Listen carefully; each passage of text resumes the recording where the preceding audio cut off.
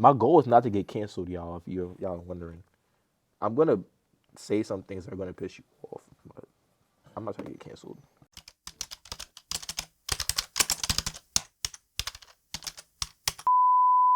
All right, welcome to episode 2 of Beyond the Mark. I remember last episode I mentioned that there's gonna be a show about track and field. I lied. I'm not doing that anymore. I've ended up seeing that there's a lot of other sports that I want to talk about, and today we're gonna talk about football. That's why I'm wearing the Jets hoodie. If you say anything about me being a Jets fan, I just think that you just need to come to the light. The record doesn't show the heart of this team, and I feel like, as time goes on, when we finish out 10-7, you guys will see why. You got a problem with that, John? You don't think we're gonna finish 10-7? No.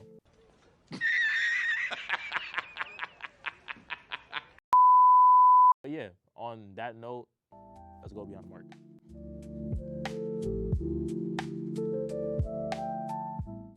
The 2025-2026 NFL season has been absolutely wild. We've seen unexpected upsets, breakout performances, and the playoff race is already heating up halfway through the year. Teams that were written off early are suddenly contenders, while some preseason favorites are struggling to even find consistency.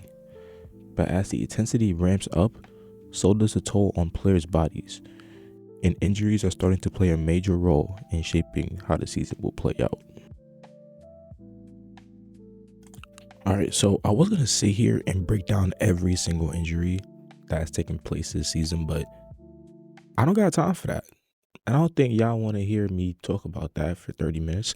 So I'm just going to briefly, Ryan, what is that? Anyway, I'm going to briefly run through the injuries that have taken place this season. Starting with Joe Burrow, turf toe. Tyreek Hill, shredded knee. That's the best way I can describe it. Nick Bosa, torn ACL. Fred Roner, fractured and dislocated ankle. Austin Eckler, Achilles tear. Malik Neighbors, torn ACL. Cam Scatterbo, dislocated ankle, fractured fibula, and deltoid ligament rupture. Marlon Humphrey, calf injury. Roquan Smith, hamstring strain. Elijah Vera Tucker, torn tricep. Najee Harris, Achilles tear. And the latest addition to the injury list, others, including Joe Alt, Tucker Kraft, ACL tear, and Jaden Daniels, again. Earlier in the season, had a hamstring issue, came back, and dislocates his elbow, down 31. Not gonna lie, injuries suck. But that, my friends, is why we have something called the NFL trade deadline. As a Jets fan, my heart is hurting. We gave away our pride and joy, Sauce Gardner, to the 7-2 Indianapolis Colts for a 2026 first round pick, a 2027 first round pick, and wide receiver Adonai Mitchell. If you don't know who that is, he's that receiver who dropped the ball on the 1 yard line. He fumbled the ball on the 1 yard line when going in for a touchdown against the Rams. That actually cost them that game. One thing I will say, I'm not mad at the trade. I actually think we fleeced the Colts. I think we got more than enough back for Sauce Gardner. The man hasn't made a play since his rookie year, and the refs have been cracking down on his physicality. But that's just how it is, man. And to make the rub salt on the wound, we also trade Quinnen Williams, our D tackle, to the Dallas Cowboys. In return, we do get a D tackle back in Mozzie Smith, who is an incredible D tackle. Not as good as Quinnen Williams, but he's still good. We get a 2026 second round pick, and we get another first round pick for next year's draft. So we have a lot of picks, and I'm not gonna lie, I hope we make some stuff shake.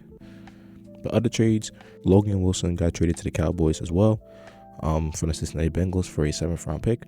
Jacoby Myers got traded to the Jaguars, and the Raiders in return receive a 4th and a 6th round pick from this year's draft. Rashid Shaheed gets traded to the Seahawks, and the Saints receive a 4th round pick and a 5th round pick. Draymond Jones from the Titans gets sent to Baltimore for a conditional 5th that could possibly become a 4th. Trevor Penning gets traded from the Saints to the Chargers for a 6th round pick. Another big one, Jalen Phillips gets traded to the Philadelphia Eagles. Now, I'm not going to lie. When I saw this, I was very iffy about it. But at the same time, he did come off of a brutal Achilles tear, and the man is a beast. So Philadelphia gets a great edge rusher. And the Dolphins didn't even get fleeced because they got a 3rd round pick, and I feel like that's perfect. Jair Alexander gets shipped from the Ravens to the Eagles for a 6th round pick. And the Eagles, again, they strike again. But they take from my team. The Eagles take Michael Carter II, cornerback, and a 7th round pick. And we get John Mechie III, another wide receiver. But honestly, I personally think that the Jets are going to make great progress, and I'm not worried about it. And the trade deadline in itself, it's probably the most chaotic trade deadline I've seen in my lifetime. But I'm ready to see how the season's going to play out. But that's enough talking for me. But you're still going to hear from me. But we're going to go back to Ryan from the past. So yeah, Ryan from the past. Let's get to work, man. So this is our weekly coffee house. We have it every week on Wednesdays from 8 to 10 p.m. in Bergie's Den. Students can come in here every Wednesday night and perform whatever they want. It's just an open mic night. We have coffee, hot chocolate, and a pastry that changes every week. Coffee house is basically a place to just come, have fun, chill, and interact with new people that you don't know and try new experiences. Come try open mic night. You know what's crazy? I saw something where somebody was like, she was like, how did bro? He said, how did Amelia Earhart fly a plane and she was hiding in a closet? What? I'm like, how did you get on Frank and Amelia Earhart confused? On Frank? On Frank? Is he saying her name? Nah, on Frank. That's where Going with the way I learned it the was German on pronunciation. I learned that as on Frank. That's how I learned. That's how I learned. Like, because of where she was from, they were like, yeah, it's on Frank, not Anne Frank. I'm like, what? All right, guys. I did my thing, and now Cody's here. Cody's a Bills fan from Watertown, New York. I'm not from Watertown. I don't know where the hell. I'm not from Watertown. I'm straight from the streets of Vermont. Don't mess with me. Okay. Anyways, this segment is called Whiteboard Wildcard, and basically what I'm gonna do is I'm gonna ask Cody some questions and see if he can get these answers right, and we're gonna see if Cody knows ball. There's right answers? There are right answers. We're gonna see if Cody knows ball. So the first question, I think you should know this very well. What is Josh Allen's record against Patrick Mahomes in the playoffs? That's really tough. Are you writing an answer too? Oh yeah, cause I know. Trust me, I know the answer on top of my head. I've been saying it to you and Sylvia all year, and I will continue to say it until y'all beat him. He owns us. Yep, and yeah. The answer is 0-4. Just like we are in Super Bowls. Oh, see, I didn't know all that. Yeah. Have y'all won Super Bowl? No. It's all good though. It's all good. You know who has won one though? Yeah, way back in Jets. 1967 or some shit. It was 1969 Super Bowl III. That's how long it's been. I'm glad everyone in this room was alive to witness that.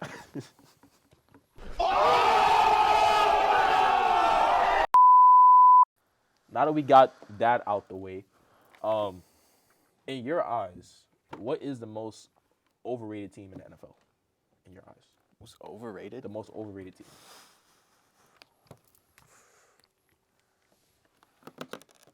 I got like 3 answers in mind, but the only problem is which team is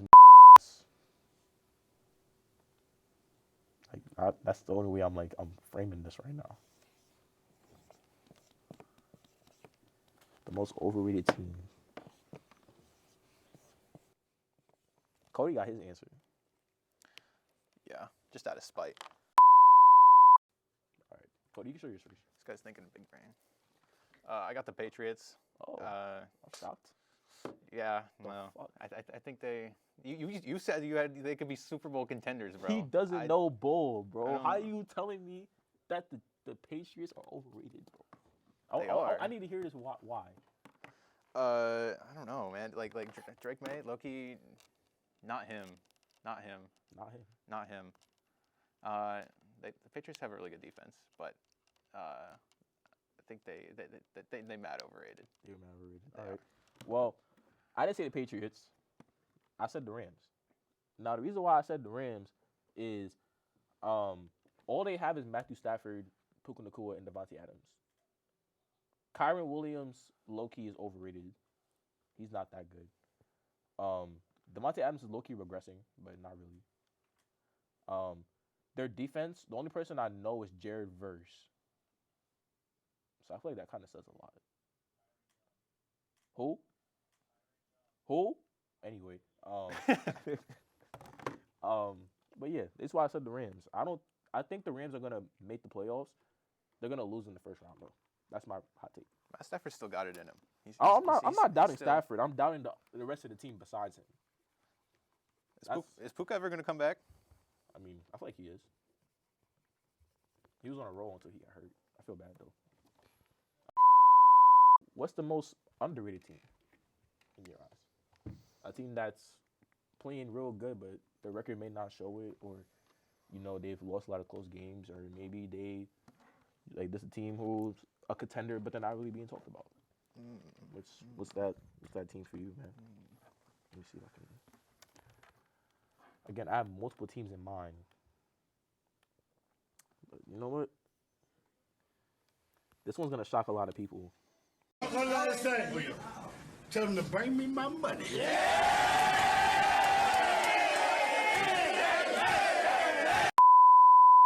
All right, so my answer: the Seattle Seahawks. The reason why I say they're underrated, yes, they're 5-2. Sam Darnold's looking like an MVP candidate, even though he's not gonna win. It's okay though. Someone had a problem with that, but we're gonna leave that alone. My main reason why I think the Seahawks are underrated, besides JSN, besides Kenneth Walker playing somewhat decent, their team chemistry is at an all-time high. The only thing I think they need to fix, Cooper Kupp needs to see the ball more.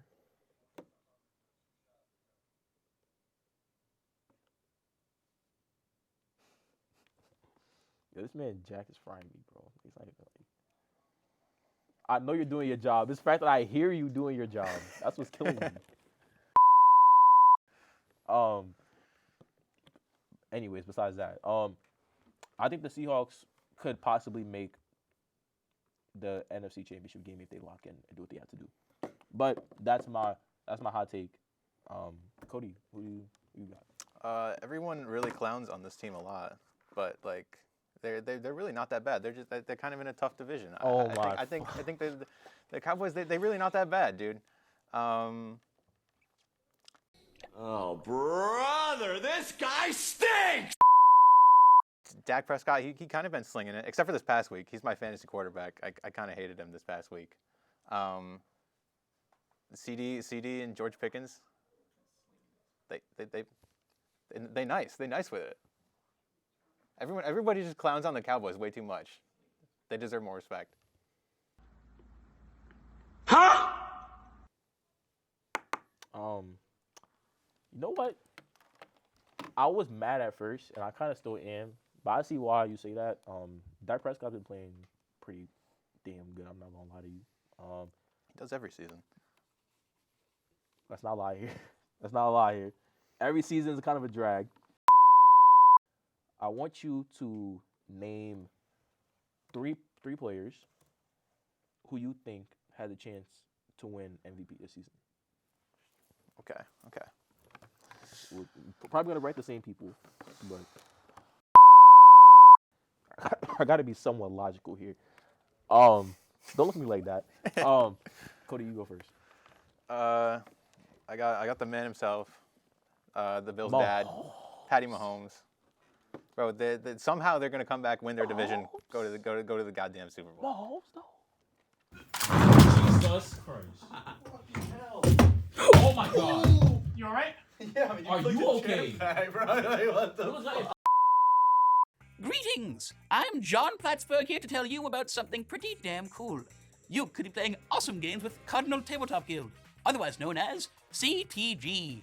CTG holds events where anyone can come in and play games from the club's large variety of card games, board games, and role-playing games. When do they hold these events, you ask? 3 times per week. Yes, you heard that right. 3 times per week. Wednesday nights, Thursday nights, and Saturday afternoons. Learn more on Cardinal Link. Be cool, like me. Play games with CTG. Then we got Jonathan Taylor. Even though they don't give this award to like anyone who's not a quarterback, unless your name is Adrian Peterson. Yeah, but that was in like 2012. 2012. And then I got Baker. He's low key carrying his team. Yeah. They've made a lot of comebacks. They've had a lot of comeback wins in the fourth quarter. Yeah, that makes for an MVP caliber player. Word. You might have had the same list, but instead of Mahomes, I said Dak Prescott. You're talking about individual stats.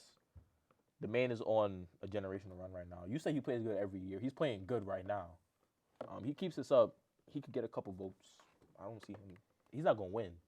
But in my eyes, if he has a perfect season and finishes out great, then who knows? Maybe he'll come bring out some hardware, you know? Let me see. My next question for you is, who is your offensive and defensive rookies of the year?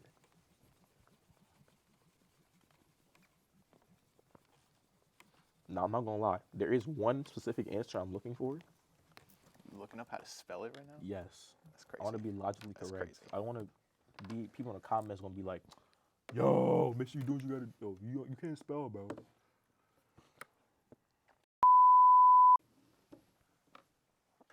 My left-handedness is like really showing here. You're a lefty? Yeah. I never knew that. Freaky like that. All these weird people being lefties. Bro. My offensive rookie of the year is Emeka Egbuka from the Tampa Bay Buccaneers. Yeah, I got the same person. And my defensive rookie of the year is Jahad Campbell from the Philadelphia Eagles. Not gonna lie, I haven't heard much about him this year, but I know he's been putting in pain. I know Campbell's been putting in pain. He's a Bama boy. All the Bama people put in pain on defense. Give a pass about number time. Blitz, Bama, blitz, baby. Blitz, Bama, blitz. I love America and I love the Tide, baby. And I love Will and the Down. Yeah, right. I love the Tide. I piss for the Tide. If you know, you know. But yeah, though, I got great faith in Egbuka. He's Baker's favorite target for a reason. If you've seen the catches, they're definitely worth talking about. And I feel like Jahad Campbell's going to be a staple on the Eagles' defense to come for many years. And that's something that we should look out for. So, Cody, who you got? Yeah, I also have Emeka Egbuka. He was going crazy before he got injured. I don't know when he gets back, but if he can like keep it up, he's got the award to himself.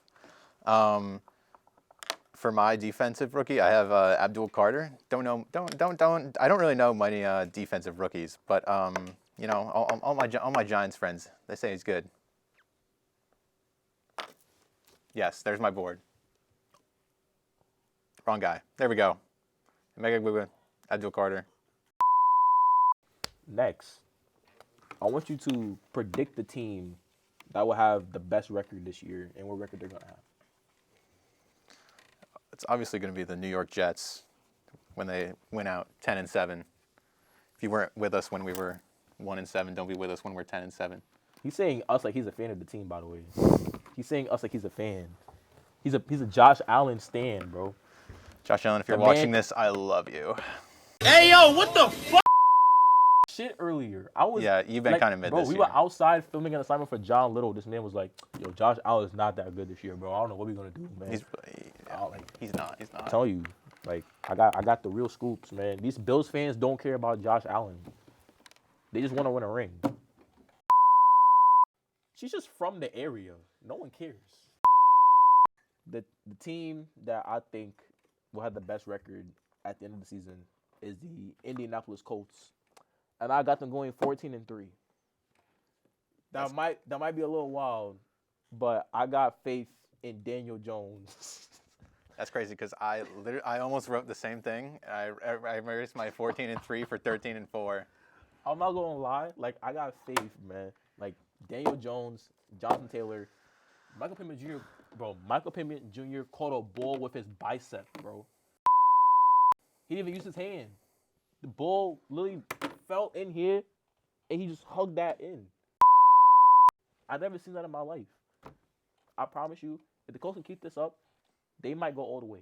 Danny Dimes, Vanilla Vic, Indiana Jones, bro. Indiana Jones. Peyton Manning 2.0. Omaha. Hello. One more question for you, Cody, and we'll send you about your way. And also wrap up the episode because I've been here for 2 hours and I'm ready to go home. The teams you have making the Super Bowl and who's winning? Bro, I don't even know. Like, this season has been so unpredictable. I don't know if I can really guess. I want to try to guess English. I feel like there's really not. There's like really no a definitive. There's answer. no definitive answer, and that's the best part about this because it's like anything can happen between now and in February, and I got a sleeper team in here, low key. I don't even know who to put in the NFC.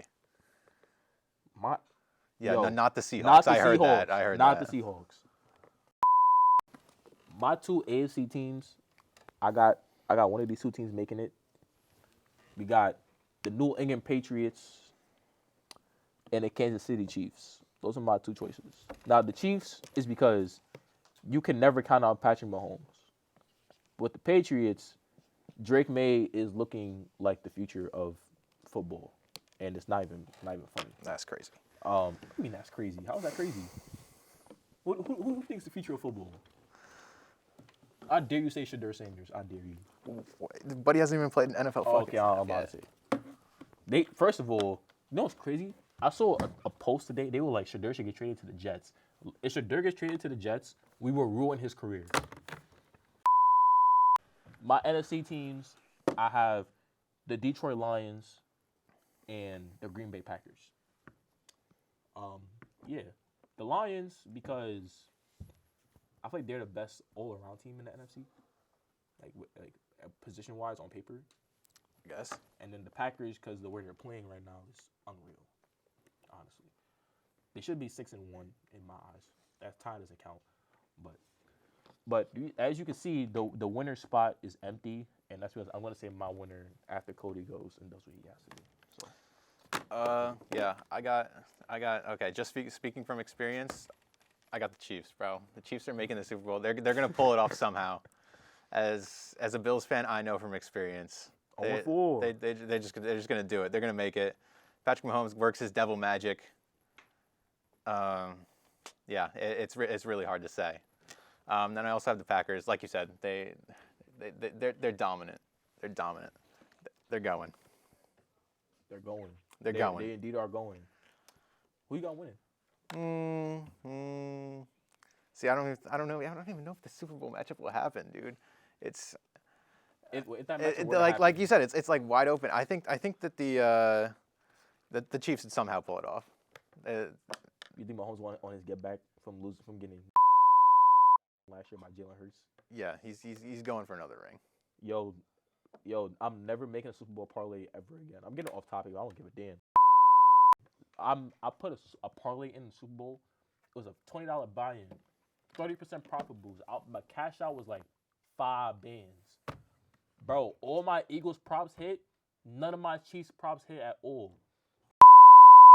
But, first of all, I wanna thank you guys for watching the episode, and I'm gonna log off by saying that the winner of the Super Bowl, it doesn't have to be this year. It doesn't have to be next year.